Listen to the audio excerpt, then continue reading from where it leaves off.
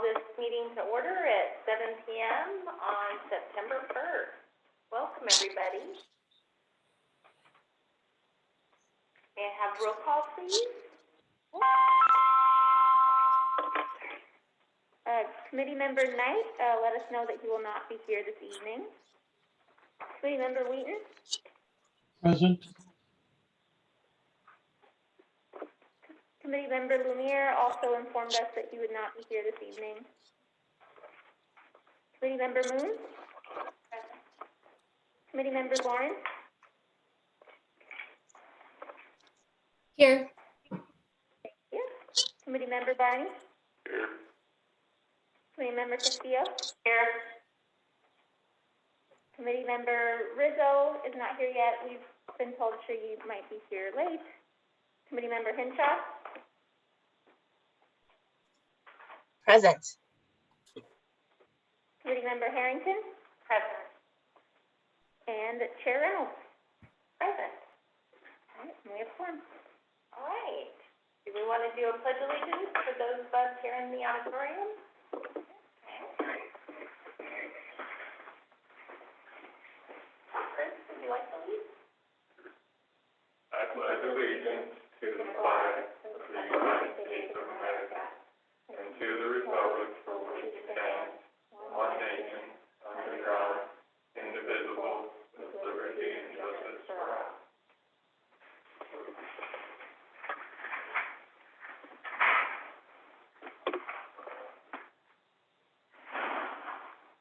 Do we have any members of the public that would like to speak on a non-agenda item today?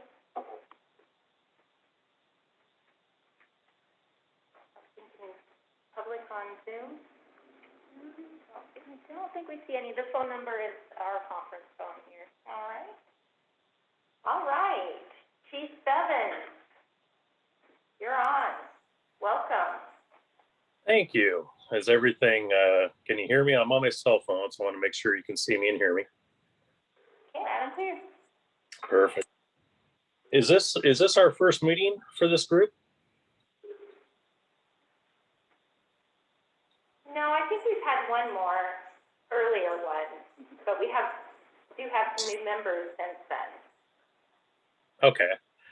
Well, again, I'm Steve Bevins. I'm a captain with the Sheriff's Office. I am currently running the patrol operations. I'll try to make it quick because I know you all, just like me, we have a life and it's 7 o'clock. I'm sure we want to get back and try to get some sleep. So I got hired in 1998, quick bio, 1998. I was a Troutdale police officer and I got promoted to a sergeant, and I worked for Troutdale until 2015 when the city decided to contract with the Sheriff's Office. So with the Sheriff's Office, I have been a sergeant with patrol. I was a sergeant for the homeless outreach program. I actually started that program, which is called HOPE.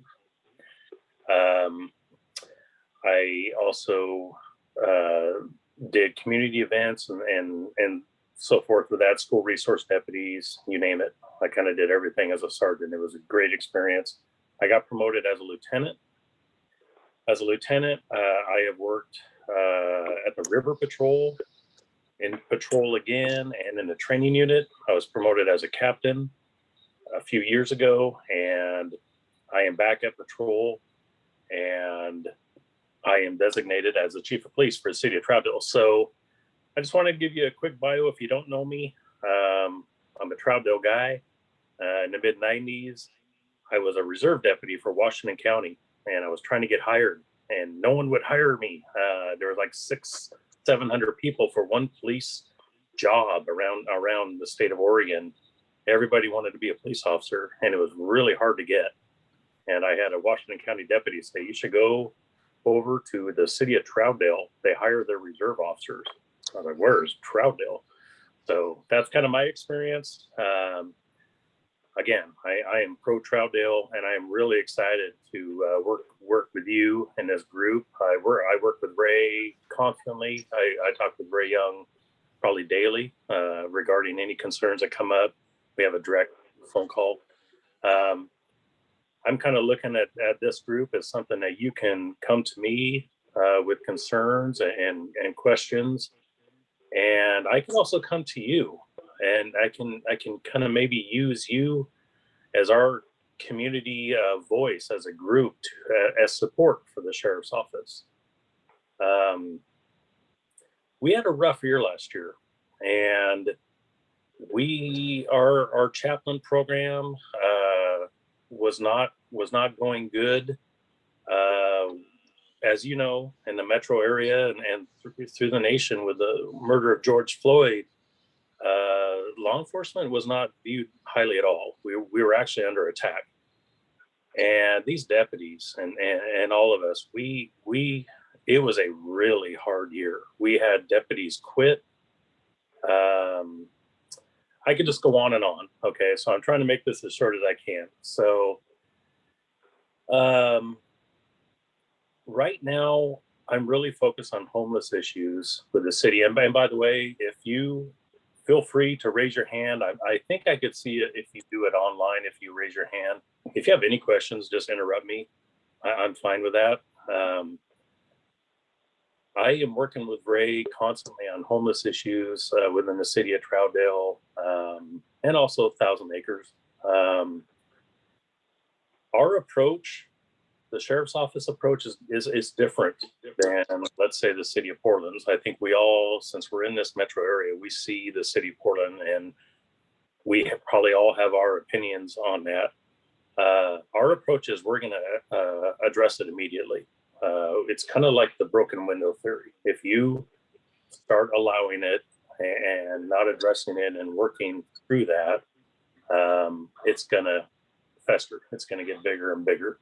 So just like yesterday morning, we had a homeless individual sleeping in Mayor Square. And I make it a point to take Lewis and Clark exit every morning to come in, and I drive through downtown area. And I went and I talked to him, and that has always been our approach. It still is.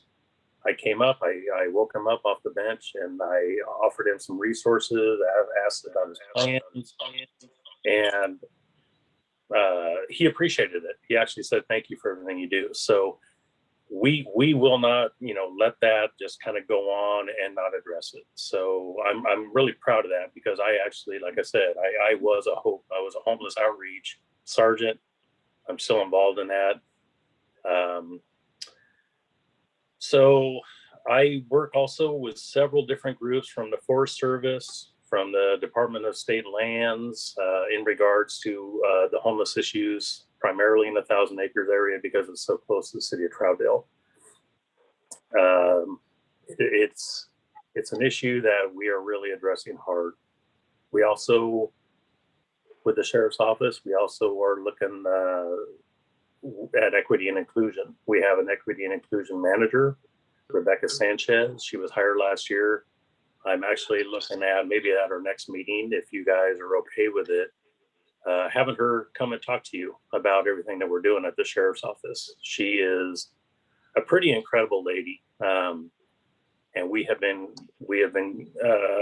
attending a lot of different trainings and such. And I think it would be good for you as our group to hear her.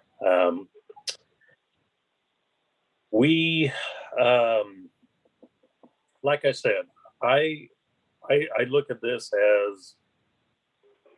group as a way to not only address what the citizens come to you for, and then maybe you are going to come to me with those situations that you want me to look into, but also vice versa. I really am going to look at you as a group that I can come to with situations that we have for law enforcement.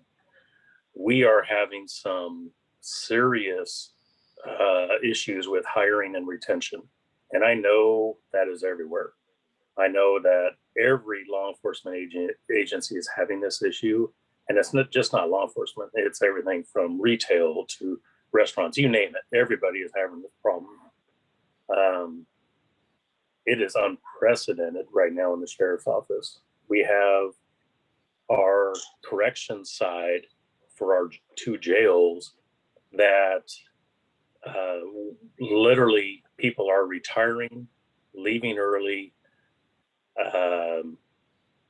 It's incredible. And the Human Resources Department has said we've never seen anything like this. So law enforcement is in the same boat.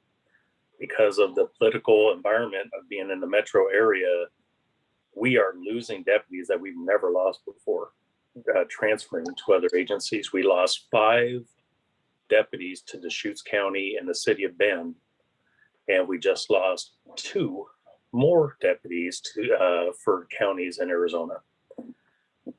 The sheriff's office has a requirement for recruits for someone who has no law enforcement. We require a 4-year college degree. We are 0 for 11 in recruits making it through our training program. These recruits are mainly fresh out of college, and they don't know exactly what they're getting into. And the training program, we've had literally some quit on the first day. We're just having no luck.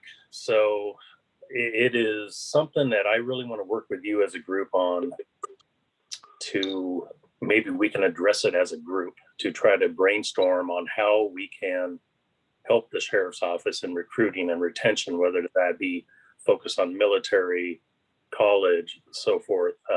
We're working on, we have changed our lateral process. So a lateral officer used to still have a 4-year degree and such. We changed that. So we just hired 2 Portland officers and a Gresham officer who transferred over to the sheriff's office, which is huge to get a lateral officer, because when you hire a recruit deputy, it takes about 2 years for them to finally get on the road and be able to be a district car is what they are. So again, I'm just kind of looking at you that before I want to kind of go into specific issues that have been brought up. Do you anybody have any specific questions for me before I keep going? Shelley. Hi. So for those of us here in the auditorium wearing our masks, it's probably really important to say our names before we start talking. I'm Shelley, and a moment ago you mentioned something about military and that being part of your recruiting process. Do you accept military in lieu of the college degree for your recruits? So 4 years of military service? So before, this has all been within a year, the sheriff and human resources, you always had to have a 4-year degree to be a deputy here. And they just recently changed it to 3 years of full military, or 3 years of reserve duty, or 2 years of full military, something, don't quote me on that.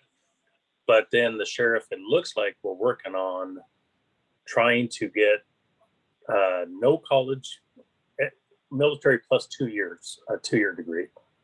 Now we're working on getting it approved by both unions, corrections, and law enforcement, that if you have 3 years of law enforcement experience, you can lateral. So that's what we're trying to get approved, and it looks like we're going to get that soon. And thank you very much for your service. It has been a tough year for y'all, and we sure appreciate you. Well, I appreciate, and the deputies do too, where I can go in downtown Troutdale to, randomly say the general store, and I can have a cup of coffee, and I can't tell you how many people come up and say thank you. It's really refreshing, because when we hit our pocket areas around Portland, it's the opposite response that we get from a lot of people. So love Troutdale. Always have loved Troutdale. So thank you very much. David?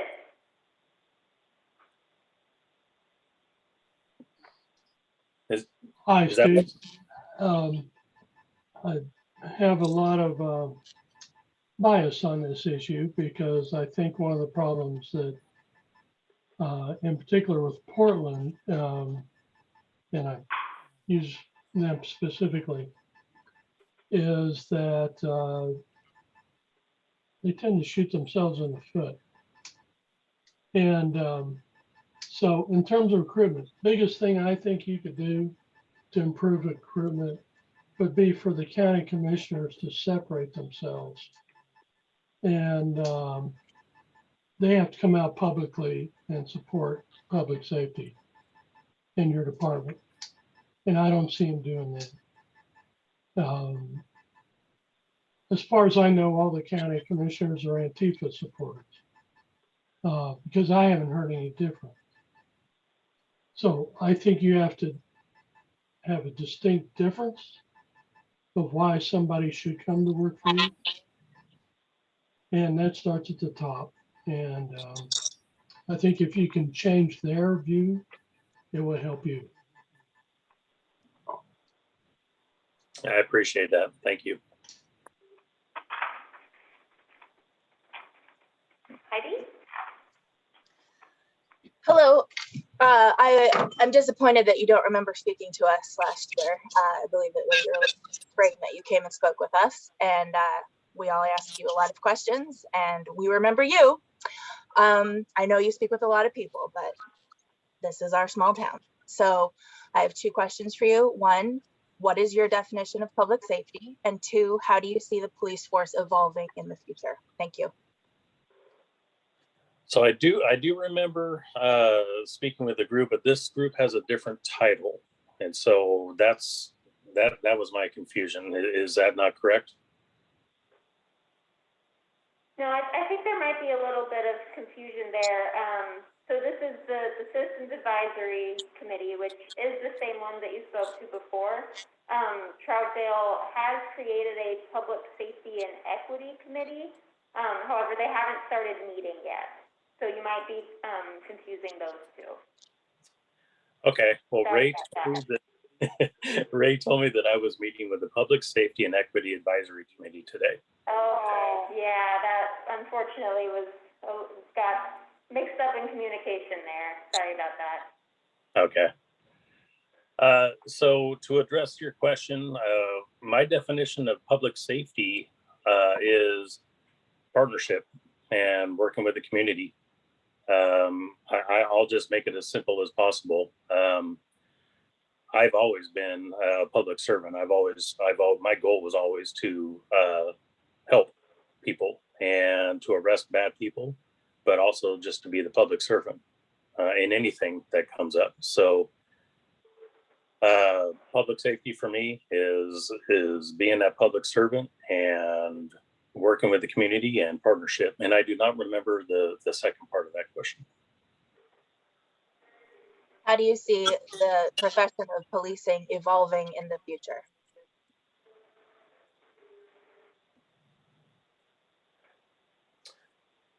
I don't know. I think number one, I think it depends on the area that you're at. In Multnomah County, I think we see that there are right now, what we're seeing is this profession has changed dramatically since I have been hired in 1998. We do not go on calls that we normally would have gone on. We do not respond the same way that we used to 4 years ago on a call. And that's everything from a suicidal person barricaded in his or her home with a weapon to someone who's going through a mental crisis, to checking on someone who might be sleeping in a park. Everything has changed, and I think a lot of it is positive. I wish they would rename funding police. I think a lot of ideas that are good ideas. And I think that if they ask the right people in law enforcement, I think you're going to get some really good ideas, because there are changes that need to be made. And law enforcement historically is very hard to change because of the strength of the strong unions in the big cities and counties. So to answer that, I'm trying to make it as short as I can. To answer that, I think a lot of it depends on the area that you work in and the political environment and where the leadership, what direction they want it to go.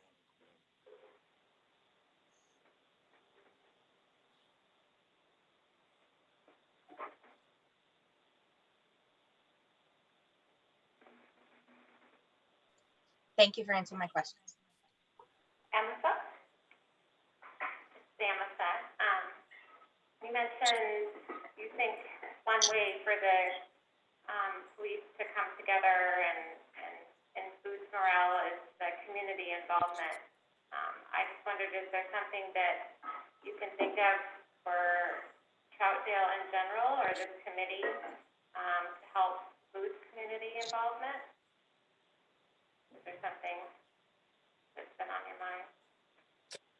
Well, with COVID, we obviously have to restrict, any type. That's why I'm on this phone call right now, because I am directed to basically any type of group forum.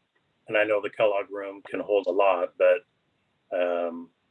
we're trying to get through this time right now and limit any contact. I do know years ago, when we have all the Troutdale events, from the cruise in to the Troutdale Talk,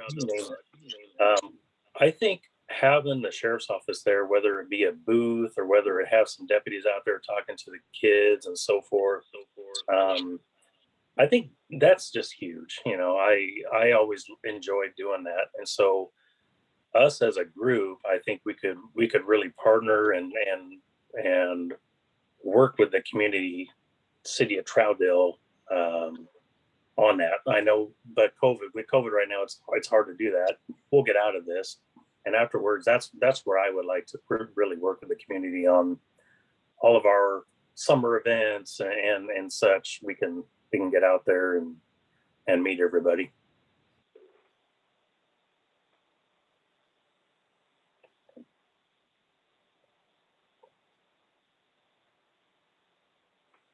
Any other questions?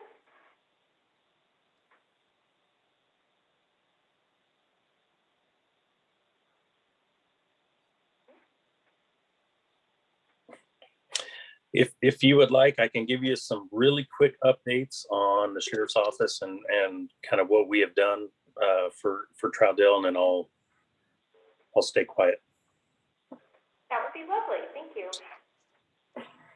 So, as you know, Glen Auto, we assign a deputy there for the summer months, and with the contract with the city and the county, we're required to do 960 hours of service there at Glen Auto. And we had Deputy Barnes that has been assigned there through the summer, and he did a great job. It was a success. No drownings at Glen Auto specifically. We did have drownings in the other areas of the Sandy. But with AMR and our deputy there, that was a good success. So pretty proud of that. I talked about the homeless situation. I don't think there's any more we need to go into there. School resource deputies. So right now, the Reynolds School District has not signed a contract with the sheriff's office for school resource deputies. We did meet with Dr. Ortiz yesterday. He is supportive of school resource deputies, and we are looking into the possibility of getting deputies back in our schools here in Troutdale. But as of now, we do not have school resource deputies in the schools. Are there any questions about that? I do not support school resource officers in our schools. Diane? This is Diane. Mr. Bevins, I just remember when the shooting occurred in Reynolds High School, and my belief is that our officers there, with a gun was a huge deterrent and pivotal in the safety of other kids in the school. And if that is that is the proper recollection, then I definitely think there should be conversations, all conversations pursuant to the safety of children in the Reynolds School District. Thank you. Victoria? Hi, I'm Victoria Rizzo. Yes, I've been at meetings all day with Reynolds and open houses in the schools. I work in a lot of the schools in Reynolds, and I think the resource officers are a wonderful asset to the schools. I don't find that any of the children are fearful of them, and actually they become quite friendly with them. And I just think we really need them in the schools. And if you worked in a school, you'd understand what I'm saying. Heidi? I apologize for speaking out of turn earlier. This is Heidi. I have children in 2 of the local elementary schools, and I have done a lot of research on this. And what I have seen is that it does not increase safety, and it does increase danger. So as a stepmom, that is my opinion. This is Shelley. My kids actually graduated from Westland High School, and they went through high school, and they do have a resource officer there. And while most of my kids don't remember their teachers, they do remember that resource officer, and he worked very hard. It's not just about increasing safety, with all due respect, Heidi. It's about creating relationships with the community and the children in the community. And it not only, in my opinion, it not only supports having that kind of authority in the school, but it helps the kids make better decisions. They have a good role model, somebody who's usually there talking to them about what he does.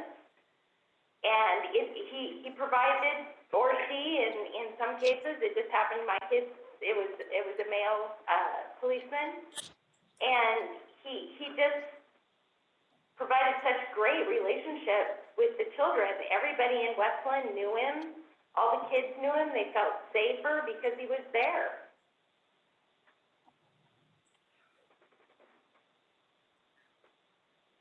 Nicole? Hi. I just wanted to say I grew up in Portland Public Schools. I went to John Marshall High School, which was the first school in Oregon to actually have a shooting take place on the campus the year I graduated. And our relationship within that school, we had a very diverse group of people, a lot of different backgrounds, but the school resource officer there was amazing. I still remember him from 1996, and he was a great influence. And so I feel very strongly that I think it's a great opportunity.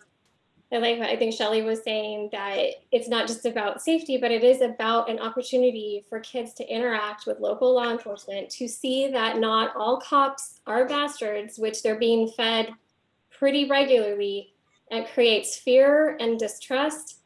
And I think having a resource officer there shows that there are good cops who do care, who want to put their safety first, who want to put relationship first. And so I really hope that Reynolds will get a contract going and make this happen. I think it's really important for kids to have that opportunity to interact with someone positive who wears a uniform. They should know that not everyone is the same. So thank you.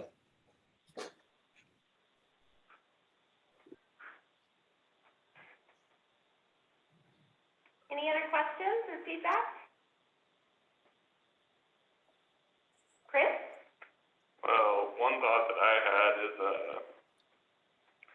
I do remember there being an officer at the school that I went to as well, although I went to school outside of Troutdale, and I don't really have anything negative to say about him. I also did have a question. I feel like this is something that most of us probably have something of an idea of, but I thought I would ask for informational purposes. I guess I was wondering, like, what all are the functions of a resource officer at a school?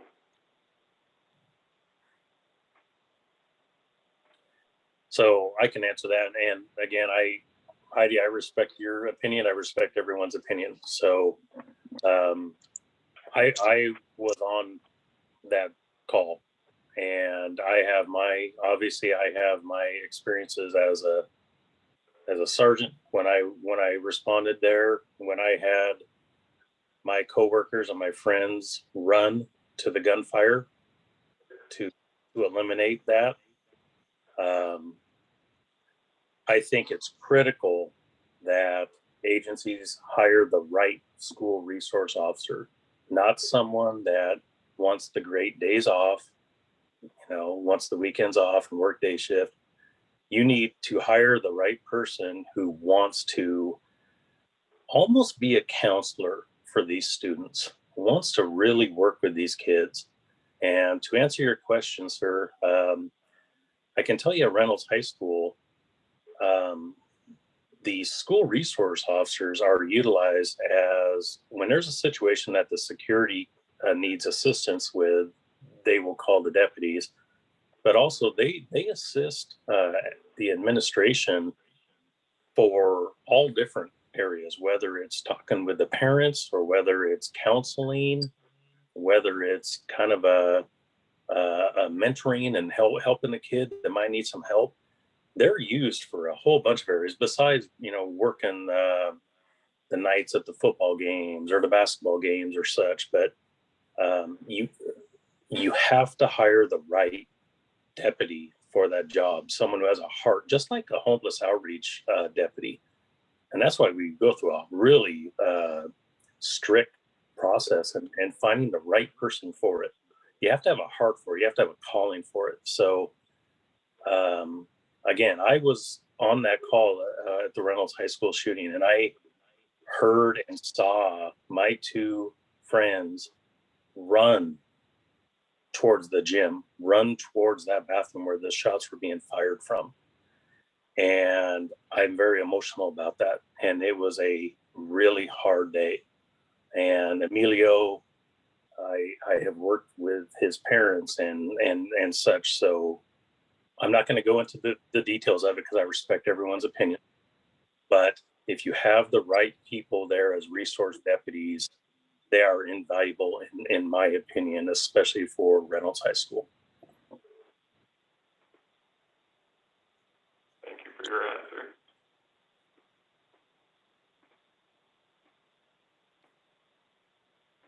Any other questions?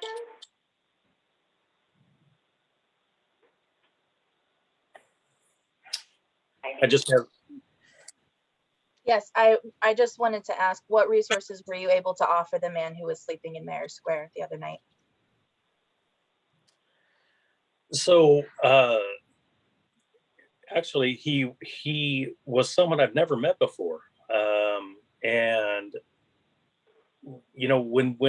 when I encounter people through my years of I've always even back in the early years when law enforcement, it was not okay for law enforcement to work and try to help the homeless. It was looked upon as we're empowering them, and obviously everything has changed. So when I met him, the first thing was, hey, you need to wake up. How you doing?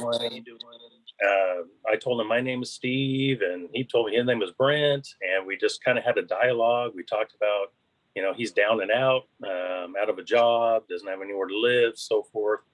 I asked if he needed any food, if he needed any water, because I have those resources with me then. He didn't. I talked about shelters and such. He had no interest in shelters, didn't want to go to downtown Portland. Basically, he said he was fine. He just kind of he was going to move on. And I kind of talked about low impact camping and how important that is. But The city crews were starting to clean up Mayor Square. They had the blowers out there and they were watering. I said, we're going to start getting calls. And so I just wanted to talk to you and wake you up. So that was my encounter with him. Thank you for offering him food and water. So I just have a couple more things I wanted to talk to you about, and then I will cut it short unless you want me to keep talking. Dispatch issues. Dispatch issues is huge right now. We are having people being held online for non-emergency calls for a half hour to 45 minutes. Even 911 calls are being put on hold. So I just got assigned as the liaison for the sheriff's office in regards to our dispatch group, which is called BOEC. BOEC is run through the city of Portland. That's who our dispatch center is. So it's tough for us because we don't have a direct, we're one of the users, I guess. We don't have direct control because they are ran through the city of Portland. So I'm a liaison. We are really working hard on trying to fix this issue. They have the same exact problems as everyone else. People are leaving. They can't get people to apply. They're overloaded with calls. So what has happened is Troutdale, I'm working, and this started last year, I'm working on an online call service for the city of Troutdale as the chief for Troutdale. And I think that it would really help the citizens of Troutdale if they can report a crime online. So if you had your car broken into in the morning, but you have to go to work, I think it would be convenient for someone to be able to, either at work or during lunch or such, to be able to get that report online, give us the information we need. You get a case number, whether it's for insurance or such. Nowadays, to wait and have a deputy come to your house and so forth, nowadays people would rather just do it online. There's a lot of people like that. So I've really been working on this. And I say this because I got the okay to buy this program. It's called Case Services. And if you look at caseservices.com, it will really explain to you what this program is. It's almost like a dispatch service.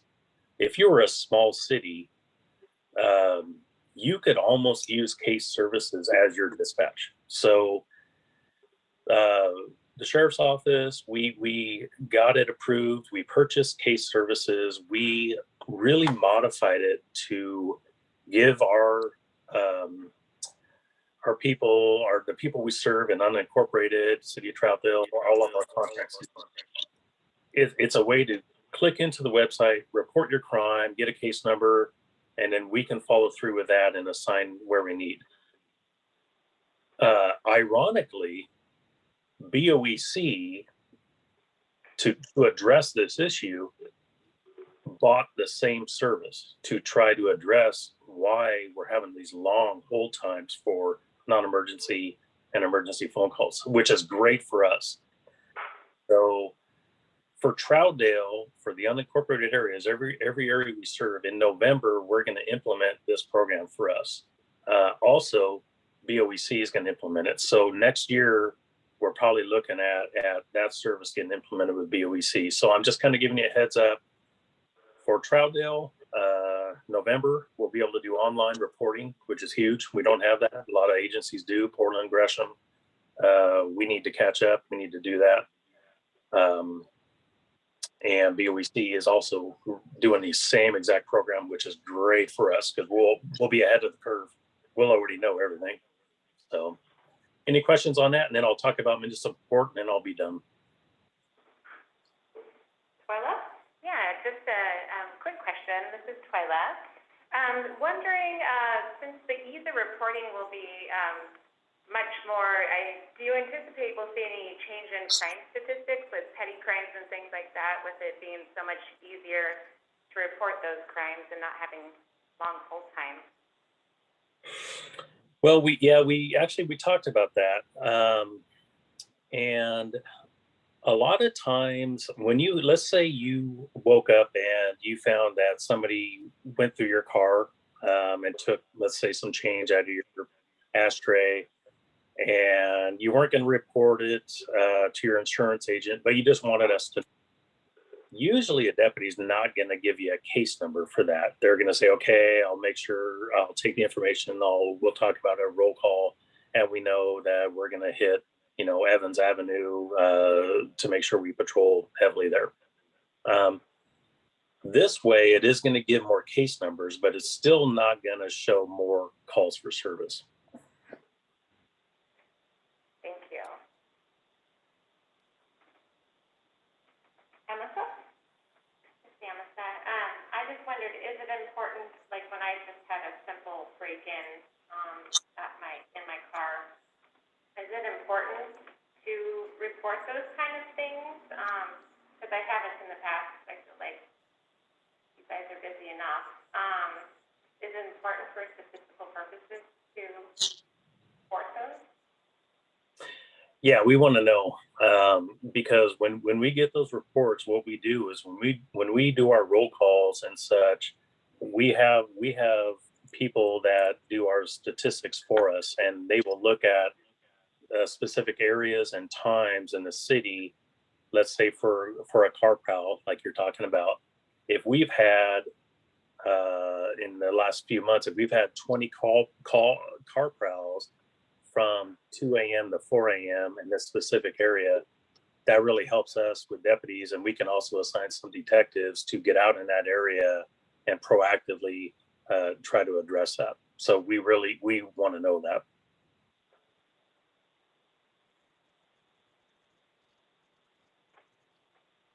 Heidi? Is this a good time to ask a request? Sure. Can I take notes? I would like to request that the sheriff's office think very seriously about implementing a Portland Street response type program modeled after Cahoots in Eugene, wherein a non-police officer is dispatched, a trained counselor is dispatched to people having mental health crises. Sometimes they go with a police officer, sometimes they don't. I'm sure you know all about the program. I do know all about the program, and I couldn't agree with you more. And I'll be the first person that will tell you through the years when I am dispatched to help someone in a mental health crisis wearing a gun badge and everything that I have on, it's not the most effective way. And this is kind of going back to when we started in regards to getting some input on how we can better law enforcement. I agree with you 100%. Isn't your daughter a counselor? So my daughter went to Concordia, wanted to be a teacher. She changed it and said, Dad, this is a calling. I want to be a social worker. So Concordia closed their doors her junior year. She got her degree through Warner Pacific, and she is now a social worker. Yes. Let her help you design the program. Which, as a dad, I want to make sure she's safe, and so that's a very unique way of helping someone who is going through that crisis. But we need to make sure those specialized people are safe when that's happening. Just to share on that note, my daughter is also going to school to be a social worker, but she's minoring in criminal justice for the very reason. We're hiring, and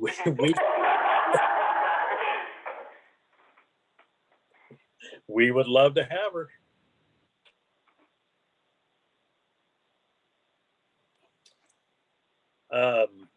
So our municipal court, just kind of the last thing, I'm really working with Ray on, we're really trying to emphasize our municipal court. If you don't know the history, we now have worked with the city of Fairview, the city of Wood Village, all of the misdemeanor crimes, traffic, city ordinance violations, all of those crimes and violations that occur in Fairview, Wood Village, and Troutdale, they all go now to Troutdale Municipal Court. So instead of having Fairview's Municipal Court and Wood Village and such, they all come to Troutdale.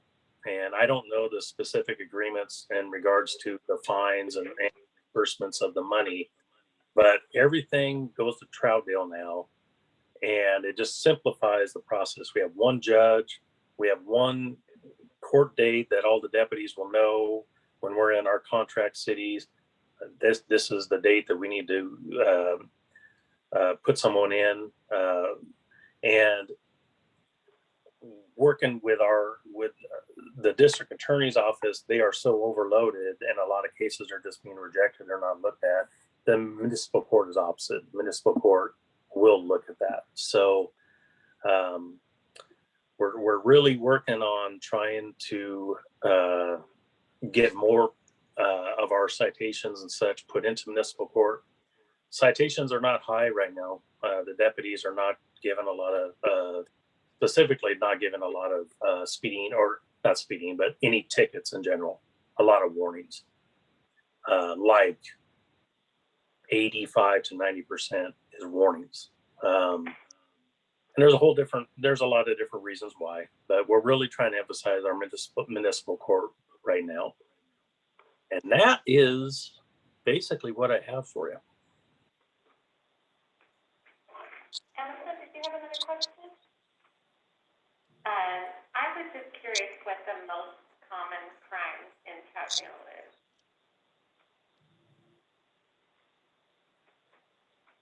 I was trying to see who asked that, and I didn't hear exactly what the question. Sorry, this is Damaska, right here. I was curious just what the most common crime in Troutdale is, or the most common call that you guys get. So for the sheriff's office, Troutdale is our busiest districts. So we always have 2 deputies assigned for the city of Troutdale, 24/7, along with a sergeant.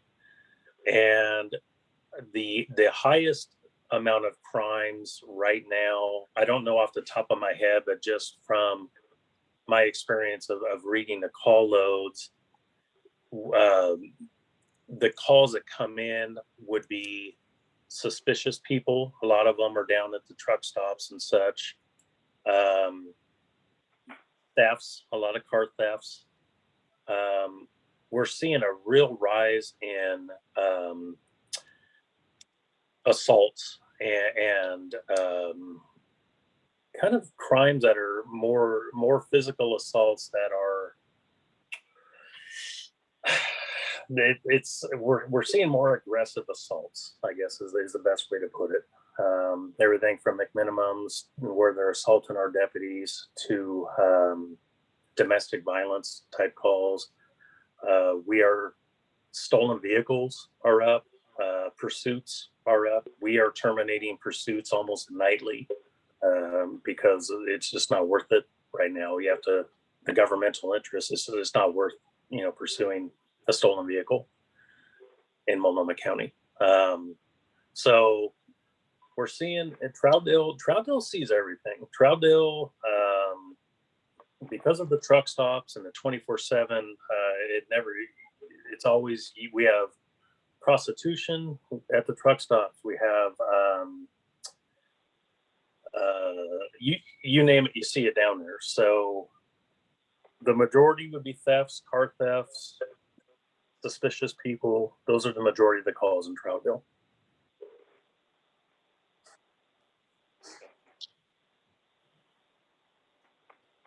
Any last questions?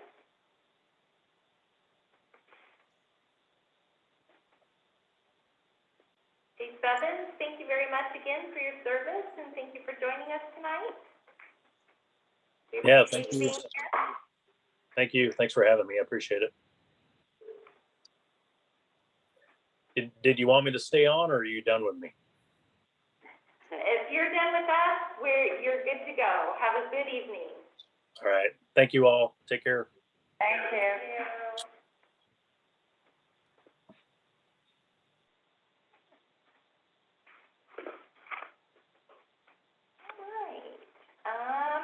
want to review and approve minutes from August? Does anybody have any corrections to the August meeting minutes?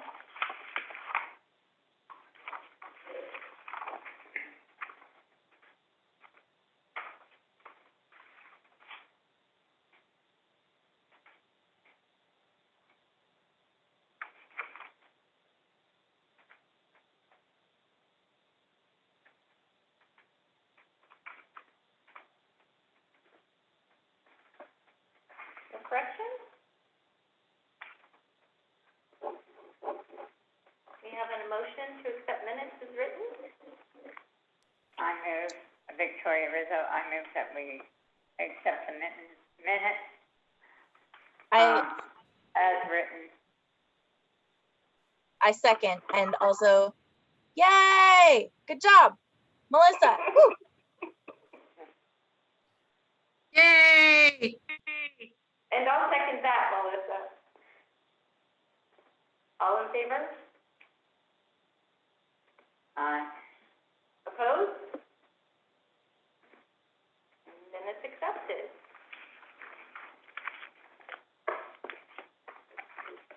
All right. The next topic is First Friday presents. Yes, this is a pretty quick one, so I believe, or was it our last meeting or the meeting before? It's all a blur now. Heidi had previously reached out to me before that, wondering about a potential presence for CAC at First Friday, whether that's them just attending or having a booth or something like that. There was some discussion on it last meeting, but no kind of resolution to it. So again, it'd be too late for this upcoming First Friday in 2 days from now, but there is still a First Friday event in October.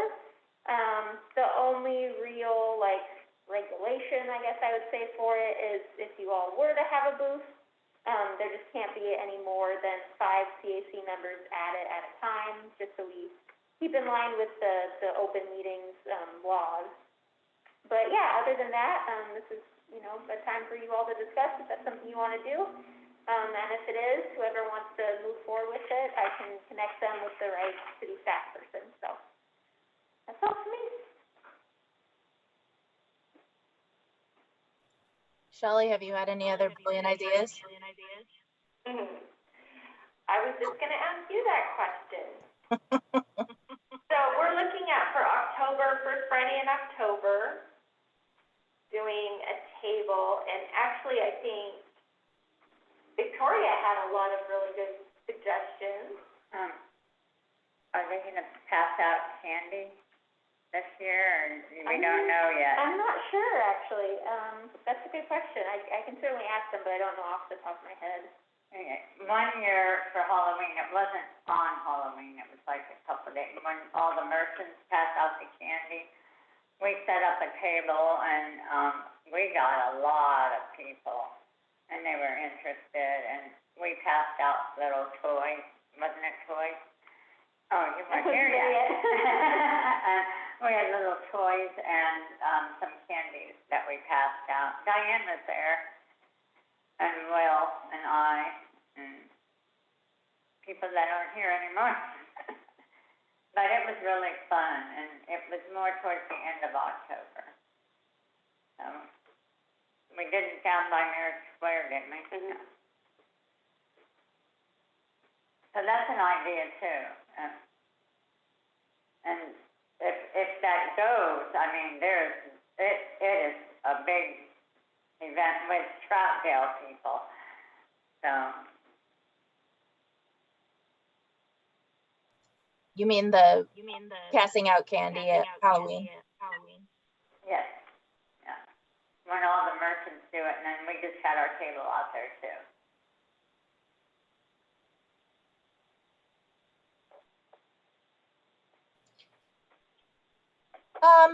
Yeah, I mean, my idea was just to kind of get the idea about CAC out there to the community. I know. Is there a weird echo? I have an echo.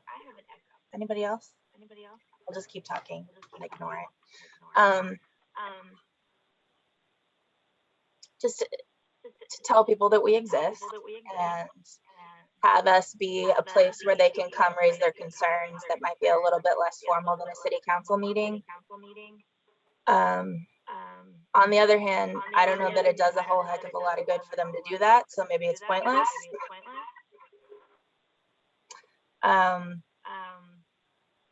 I don't know.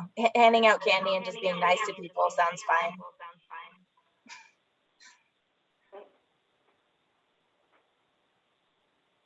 Any other thoughts on? This is Diane. It's a tough one because, like Rizzo said, on the Halloween night, it was local. I hear on First Friday we're getting a lot of people from the different cities.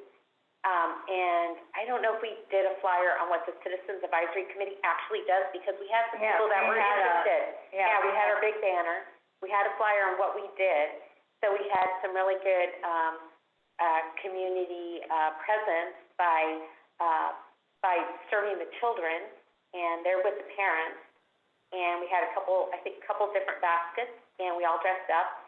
And so we had fun, and other Citizens Advisory Committee members would pop by as well. If we do something on the first Friday, I would suggest that, again, we would have what we do, but then maybe ask Marley Botzler, like, what would be helpful? You know, like, what's their mission too, besides having a flyer? So maybe Marley would say, yeah, sell some Troutdale t-shirts. You know what I mean? And the Troutdale gets the money, but the t-shirts are beautiful. I love mine. And so she might have some ideas that we just want to be present and at least have a flyer, and then we can get, and then again, something for the kids, because a lot of the booths do have something to just, something to hand out, but then we could connect with Marley and see if there's another thing we could do to promote Troutdale, because they don't have, the office isn't open, right? The city hall, it was not open. And I don't remember if the staff, do they do anything outside? They really don't, do they? Because they're too busy working. Yeah. They're all around making sure everything's working correctly, so they're not, Right. you know, selling shirts or having other materials, I'm not sure, out there about the city itself. Yeah, I honestly, I'm not sure. I feel a little bad. I haven't been to any of the First Fridays yet. Okay. They've all fallen on days when I don't work, because I don't work every other Friday. So unfortunately, I haven't been to any yet. But Yeah. my understanding is most staff that are there are making sure that, like, the event is running. Yeah, but there's a lot of flyers that's available at our city hall. So those are other informational things that could be at a table as well, along with what the Citizens Advisory Group does. Or that, did you know we have these volunteer groups that you, in the future, if you'd like to participate, maybe have the next date, that they would be taking applications. So we can provide a little information if they want it, and then do something fun for the kids, and then have other stuff, you know, so that's just a thought. Yeah, I thought about an informational component where we talked about the rent burden analysis. Have a little flyer about basics, or mostly to point people to where they can read more about it.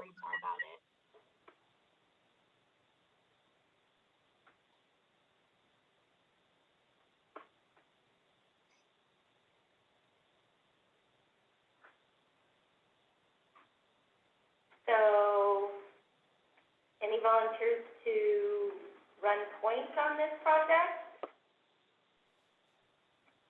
I want to take people's temperature. I mean, are people excited about this, or is it a drag? Like, I don't want to do it if I'm gonna have people leave. I'm almost positive I'll be in town. I'd be happy to get all the material from the city, you know, all the different flyers, organize them together, and then maybe Amber, if you could help, like, if you could maybe get something like what the CAC does, and maybe just a list of the other committees, because that is one of the jobs that we're tasked with. I remember Chris saying that was our main thing, to make the public aware and get involved within the volunteer committees. Mm-hmm. So maybe, you know, if maybe you can do that, and then I could gather the other stuff, and then I could also talk to Marley and see if there's something that, you know, a suggestion on her part that would be beneficial to promote the city, which just also promotes us as well. If that sounds good to everybody, and then almost positive will be in town, but in case not, it'd be nice to have several volunteers, but then I'd be committed to putting all those items in the box, including the banner and everything, and gathering that material, if that would be helpful. Super helpful. Thank you, Diane. It would be super helpful. Okay. And I think we had quite a few volunteers last time. Did you think you were going to be in town? So you're talking about Halloween? October? Or we're talking about First Friday in October. Look at my calendar. First. I believe so. I'm available. Shelley? I would also be available. Twyla? Yes. David, you know you want to.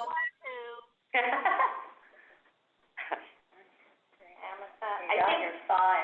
Will also said that he would probably be available to volunteer. He didn't want to lead, but he'd volunteer.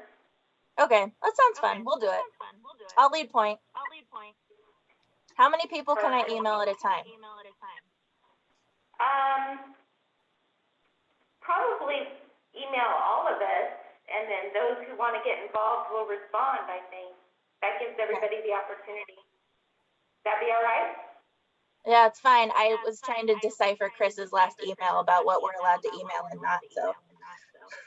Right, yeah, I can double check how you all are able to email with each other. I know what we were hoping to have was, as the point person, is to have, like, you would be the one interacting with, like, Marley or Diane would, to, get it organized and get your table and that sort of thing. But yeah, I can double check on how many people you're allowed to email for sure. Thanks. This is Diane. Amber, if we're in agreement, can I go ahead and purchase organic lollipops? Does that sound okay to everybody for a little snack, but not taking away from the food restaurateurs and such? Yes. Yeah, I know this does have a budget. Since I've been here, I don't think we've ever used it, so I'd have to look into exactly how that would work. But yeah, you could certainly, if that's something that you all want to do, we can look into that. Yeah. That sounds good? Yeah, last we used it for that Halloween. Yeah, it's been a while. I just wanted to clarify, because I got a little lost, so are we talking about Halloween? We're talking about First Friday. Okay. It always rains on Halloween. I guess I should mention I'm planning to be at this one, because I keep missing them for various reasons. Like, literally the first one, I just totally spaced it, and I don't know, stuff keeps happening, but I plan to be at this one.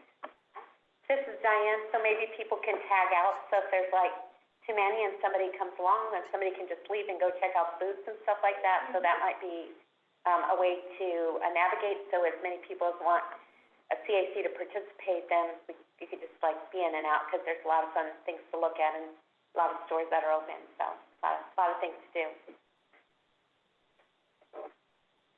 I could do a sign-up sheet for like specific time slots if we wanted to be that organized, or we could bring it. Just to clarify, where would this be located at? That's a good question. I'm helping Tim set up, this First Friday, with the city. I'm helping Tim Series set up. So I'll talk to him about it and see where we might put our table for October. Thanks for doing that, Shelley. Yeah. Pays to be on 2 committees.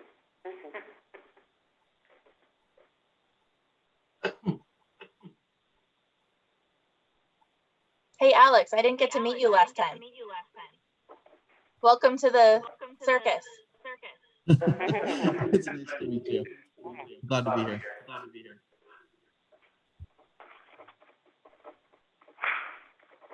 All right. I think David might have a question. Do you have a question, David? No? We just wanted to put you on the hot seat there. All right. I think we've got a good start on the First Friday. Any other input or questions before we move on?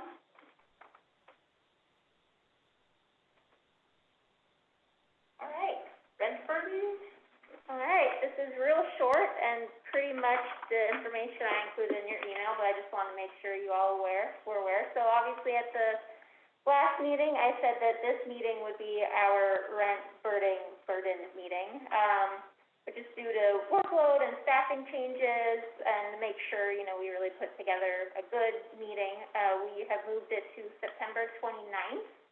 It is a Wednesday. I believe we're looking at starting it at 6 p.m. instead of 7, so a little bit earlier.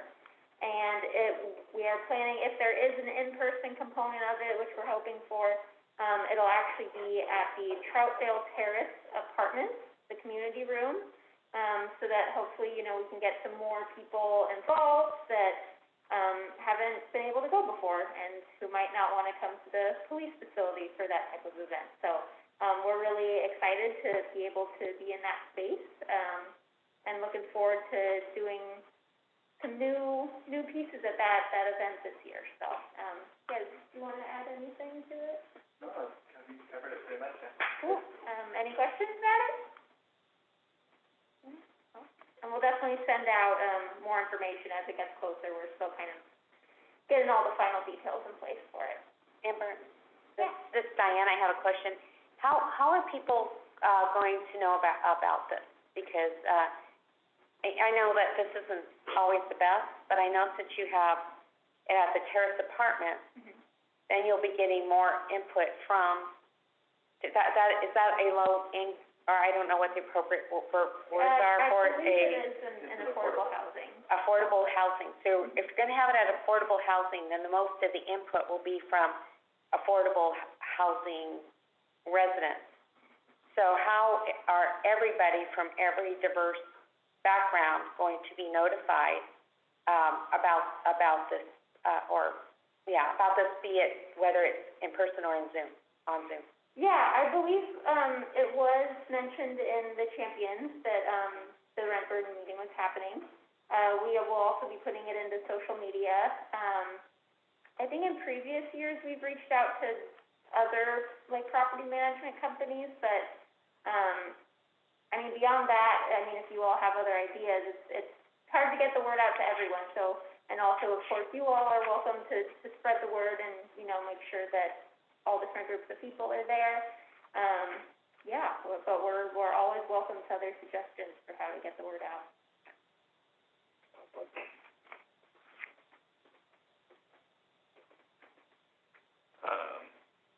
I think I saw this in an email somewhere.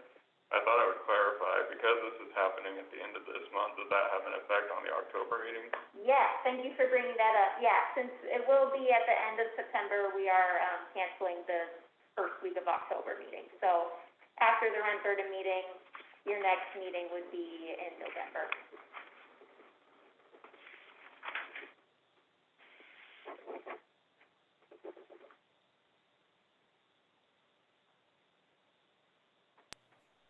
Amber, it'll be hybrid no matter what, right? Yes, I believe so. Yeah, if we're allowed to have any type of in-person attendance, we're going to do both options for the most opportunity to get attendance for that event. That should increase the likelihood of more people being able to come.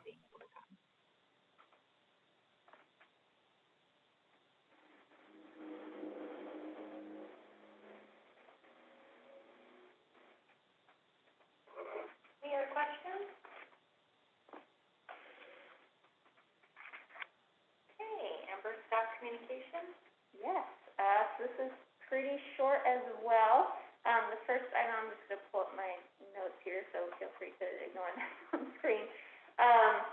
There is going to be an open house on Wednesday, October 20th, from about mid-afternoon to early evening for the Parks Master Plan. We're doing it at that time because, again, if there's an in-person component, it's going to be at the Troutdale Elementary School. So we're hoping to be able to, get people who are done with school, get kids and parents involved, and then extend it into the early evening so we can get, people who weren't starting out from the school to be able to attend as well. We'll have more information on that coming out certainly on social media and the city website. I think they're still nailing down exact times and with COVID, you never know exactly what's going to happen. So we're excited for that. Another thing, unfortunately, Will isn't here tonight. He had mentioned at the last meeting an easier way to access the audio from previous meetings. So I was working with some of our staff on that today, and I believe they've been able to remove the password that's needed to listen to the recording. So you should just be able to do that really easily now if that's something that you're interested in. And I think they're going to be doing it for all city meetings. So if you want to listen to a planning commission meeting or something else, you should be able to. And then the last thing I mentioned at the last meeting, this is my last CAC meeting. I do plan on being at the rent burden meeting, but Alex has taken the primary role on that, and so it's been great working with you all. And I'll still be at the city. You'll probably still get emails from me, but yeah, I won't be the lead anymore. So we're very happy to have Alex on board. Yeah, that's all the staff communications I had. If you have anything else. Just excited to be here and excited to work with all of you guys. Do you have any idea when the equity meetings are gonna start? I am not sure. So the staff currently for that is the Multnomah County Sheriff. So I think that's why there was a little bit of confusion with the police chief earlier tonight. And I haven't heard anything about when they might be starting, but hopefully soon. This is Diane. Any update on the urban renewal? Are we at a stage yet of marketing, or are we accepting proposals, or? That's a good question. Yeah, so it was over the summer rezoned to a new zoning district called urban mixed use. That was a really good first step in getting there and getting more like development proposals and that sort of thing, because with the old zoning, it was more confusing on what you'd be able to do at that site. I believe we're still working with the consultants that the city has had over, you know, what types of development might be possible there. But as far as I'm aware, there hasn't been like, it hasn't gotten quite to that stage yet of getting like development proposals or anything like that. But I could see if we have a more defined step in the process, and I can update you all if I find out more. Thank you. Amber, I had a hard time hearing you when you made the very first announcement. Something about doing something at Troutdale, but that was all I got. It was October. Oh, yeah. Here, I'll move the microphone closer to me. Hopefully you can hear it. Yeah, so the first announcement was for an open house for the Parks Master Plan. Okay. Yeah, it's going to be on October 20th from about mid-afternoon to early evening. If we get to have part of it in person, it'll be at the Troutdale Elementary School, with more details to come, for sure. That's good. I just want to make sure I get that date on my calendar. Okay. Thank you.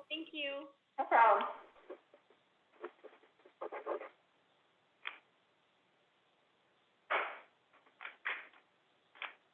Any other questions for Amber?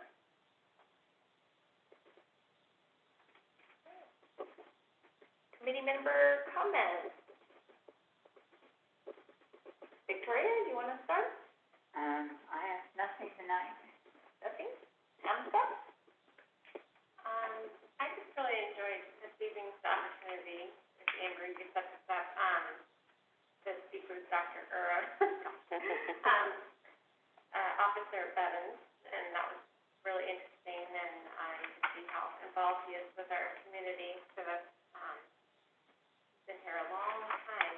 It's interesting to hear his perspective. And thank you for the work that you've done thus far, and welcome back. Yeah, I thought it was also great to hear from Chief Bevins. I'm excited to hear about the online reporting tool. I know in talking with some of my neighbors and such, they have been on hold and they've just ended up hanging up, and so not reporting, I think that'll be a way to capture some of those statistics that of things we probably don't know are happening. Very exciting.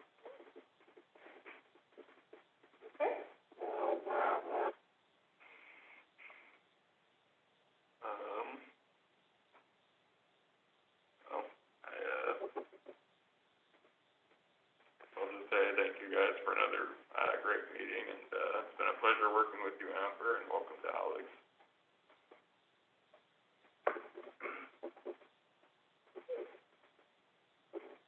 Diane? I ditto Chris, and, also I just want to mention that, 911, people being on hold is concerning.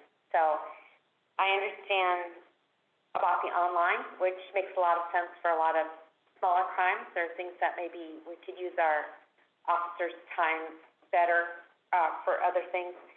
I'm also, though, I enjoy the face-to-face component of most of the other things because there's little nuances and because of our sheriffs being assigned to other locations as well, I think it's good to have the personal experience so that they continue to understand Troutdale and get to know the residents within Troutdale. So I'm hoping that they're still pursuing getting more help on the calls. So and again, like Chris said, so thank you, Amber, and Alex, this will be fun. Glad to have you aboard. David?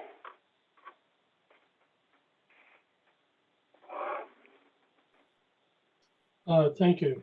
I don't have anything new unless y'all want to try and tackle something pretty major. I wanted to thank Amber for everything you've done for us, and look forward to working with Alex. And that's all I've got. Nicole? I think I'm good tonight to comment. Thank you. And Heidi?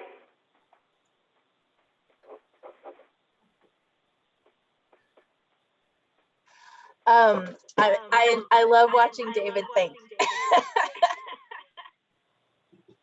As it's obvious that I have very passionate opinions about the police, and so it's a little bit too bad that this is how you all are meeting me. But since there are 4 new people in this call, I promise I am a nice person and I have strong feelings.